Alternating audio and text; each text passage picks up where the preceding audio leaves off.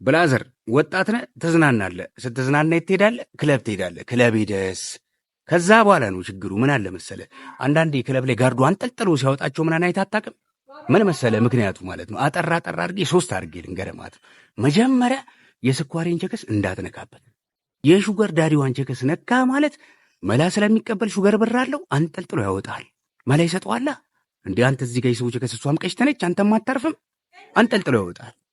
ሁለተኛ ደግሞ ማለት ነው ክለብ ስትሄድ ማለት ነው ይኸውልህ ጺም ለጺም ሆነ አትሂድ። በቃ ይኸውልህ 6 ወንድ 1 ሴት ነው ሆነ አትሂድ። በቃ ቫይበን ስራ ምናምን ዘነጠ ምናምን ቸከስ ይዘግባ። በቃ ለምሳሌ አሁን 4 ወንድ ከሆንክ 3 ሴት ምናምን ይዘህ አንድ ላይ ሆነ ፈታ ብለህ ቫይብ አሳይተህ ትመለስ። ሶስተኛ በር ላይ አገባም ልትባል ይችላል ማለት ነው። አገባም ስትባል አንተ ጥገን ያዝ ወዳጅ። ምክንያቱም አብሮ ያለው ሰውዬ ነው የሚጨርስለት። አንተ ወይ ቱታ ወይ ስኒከርን አድርገህ ምናምን ወይም አልተመቸውም አገባም ይላል። የዛኔ አብሮ ያለው ሰውዬ አንተ ጥግን ስትይዝ መላማ ቀብሎ ሊሆን ይችላል። ለጋርዱ የሆነ ነገር አድርጎ ብቻ ፊክስ ያደርግልሃል። አለበለዚያ ግን የሆነ ጀማ ሆነ አረ ለምን አይገባም እሱ እንደኛ ለብቻችን ምናምን ካልክ አትገባም፣ ትቀራለህ። ብራዘሪ ተጠቀምበት።